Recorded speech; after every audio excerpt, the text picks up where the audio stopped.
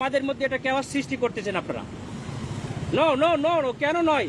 আপনারা দেশটাকে ধ্বংসের দিকে নিয়ে যাচ্ছেন এবং কিছু অফিসার নিজেদের ব্যক্তি স্বার্থ হাসিলের জন্য আমাদের সুপরিকল্পিতভাবে 5 আগস্টের পরে আমাদের দেশটাকে আপনারা ধ্বংস করতেছেন। আবার এদের দরকারটা কি তাহলে? ভাই উনি হলো এই আসনের হলো এমপি ক্যান্ডিডেট, ঠিক আছে? কোন দলের স্যার?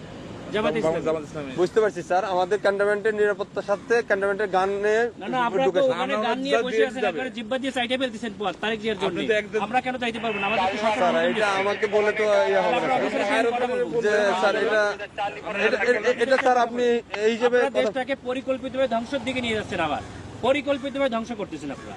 দিস ইজ আপনি টোটালি দেশটাকে টোটালি সেনাবাহিনী কিছু অফিসার স্যার, আমি আপনাদের তো যাওয়ার নিষেধ করি না, স্যার। হচ্ছে বাংলাদেশের সেনাবাহিনীকে আপনারা বিতর্কিত করতেছে সরাসরি ডিসক্রিমিনেশন করতেছেন আপনি, ঠিক আছে? একেবারে সরাসরি। আমি সরাসরি প্রয়োজনে সেনা প্রধানের সঙ্গে কথা বলবো। আপনি না তার স্যার সাথে কথা বলতেন, আপনি এখানে দায়িত্বে। বলতে পারেন স্যার, হ্যাঁ, সমস্যা আপনি নেই। কথা বলেন, কেন তো আমার গাড়ি আটকে রাখবেন কেন আপনি? আমি তো স্যার আপনাকে